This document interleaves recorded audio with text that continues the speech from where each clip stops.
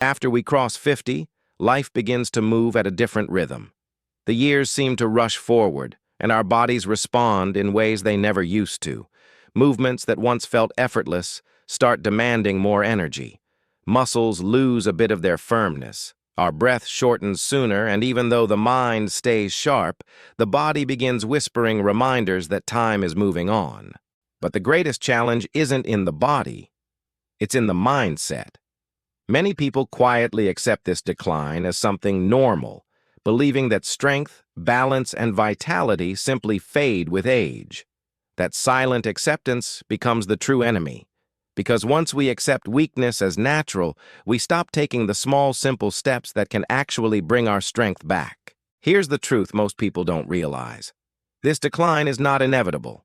You can regain strength, build back endurance, and feel powerful again.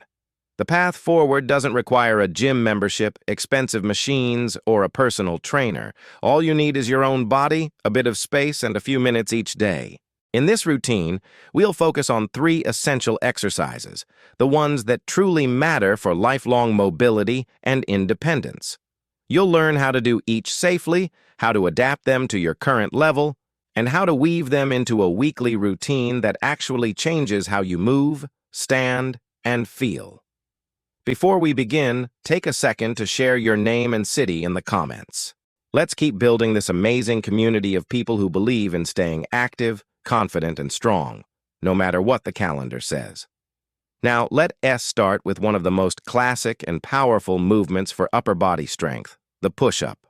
At first, you might sigh and think, not push-ups again, but stay with me. There's a reason this timeless exercise has been trusted for generations. When done properly, it strengthens nearly every muscle you rely on to move, lift, and stabilize yourself in daily life. The push-up mainly works your chest, triceps, and shoulders, but it also demands support from your core muscles, including your abs, lower back, and glutes. Together, they form the foundation for balance, posture, and joint protection. Whether you're pushing open a heavy door, carrying groceries, or getting up off the floor, these are the same muscles at play. Now, the traditional version, with hands and feet on the floor, body held straight like a plank, can feel intimidating at first. And that's completely fine. What matters most isn't where you start, but that you do start. The smartest way to train after 50 is to respect your current ability and build up gradually. So, let's begin gently. Start with wall push-ups. Stand an arm's length away from a wall, palms flat and level with your shoulders. Slowly bend your elbows, bringing your chest toward the wall, then push yourself back to the starting point. This version uses the same movement pattern as a full push-up, but with far less strain, ideal for building strength safely. Once that starts feeling easier, and it will, sooner than you think, move to incline push-ups. Here you place your hands on a sturdy surface, like a table, countertop, or the back of a solid couch, and repeat the same motion. The lower the surface, the more you'll challenge your body.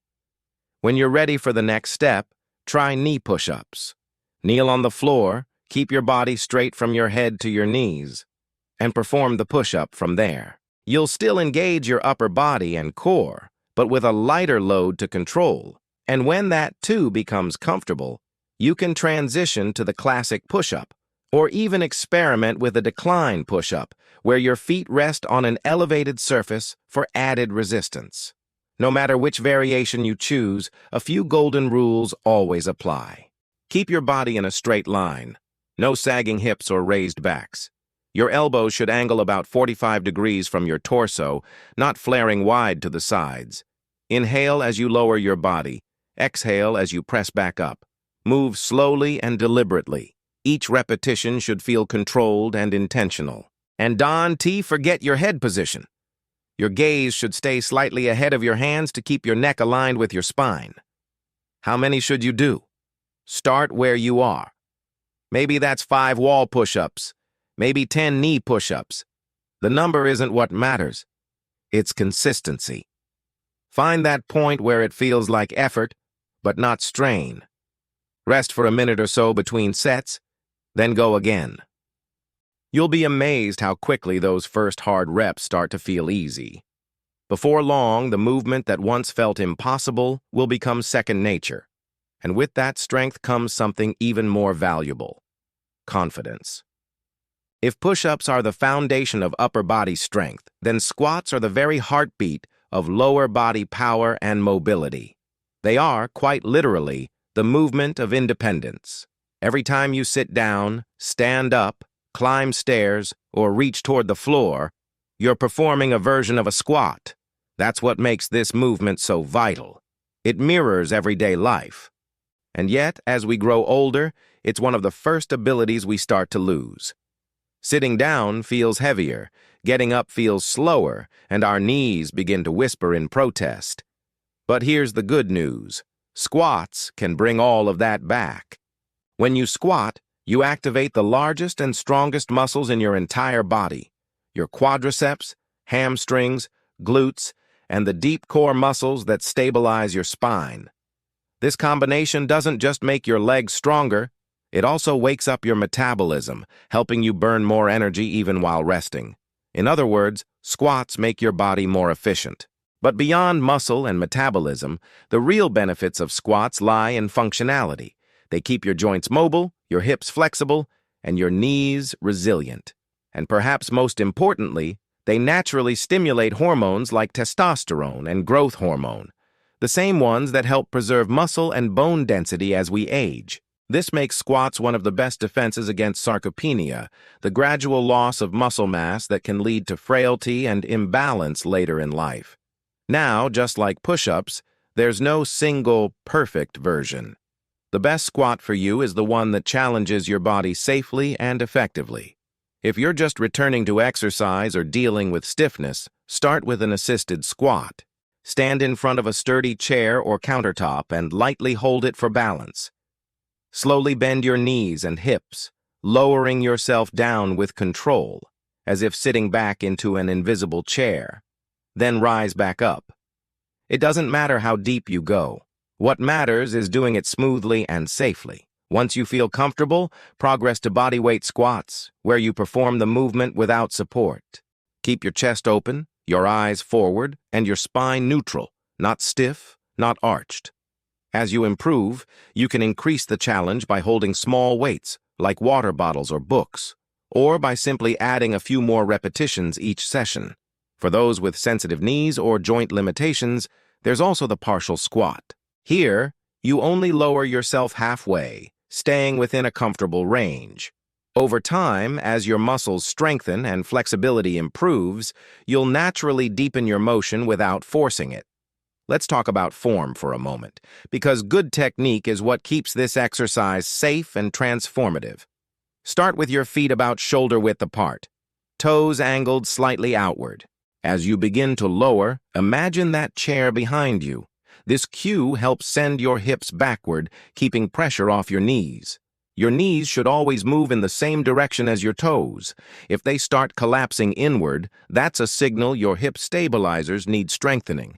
And luckily, squats will help fix that over time.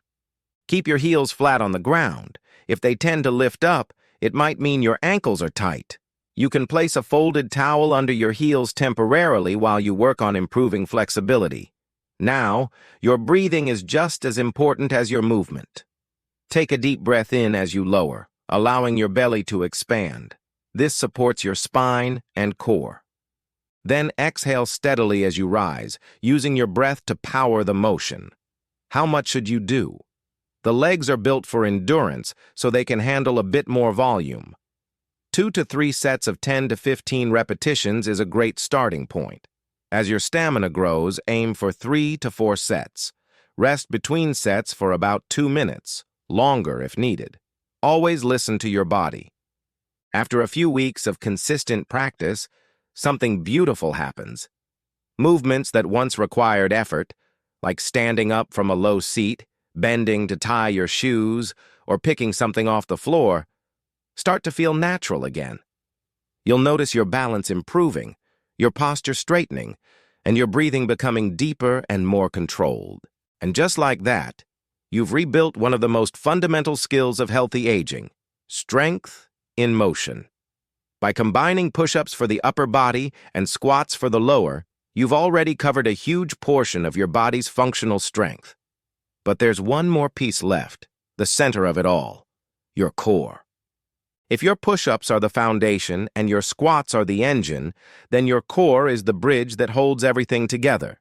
It connects your upper and lower body, allowing every movement, from bending to lifting, turning, even breathing, to happen in balance and control. That's where planks come in. Simple but incredibly powerful, the plank is a full-body stability exercise that strengthens not just your abs, but your shoulders, hips, spine, and even your legs. Think of it as training your body to move as one, unified, steady, and strong. Most people imagine planks as an abdominal exercise, but in truth they do much more. A proper plank teaches your muscles to share the load, distributing pressure evenly so no single part of your body gets overworked. This makes your back more resilient, your balance sharper, and your posture naturally upright, all crucial for graceful aging. Let's start with the basics. Lie face down on a comfortable surface, a mat or soft rug.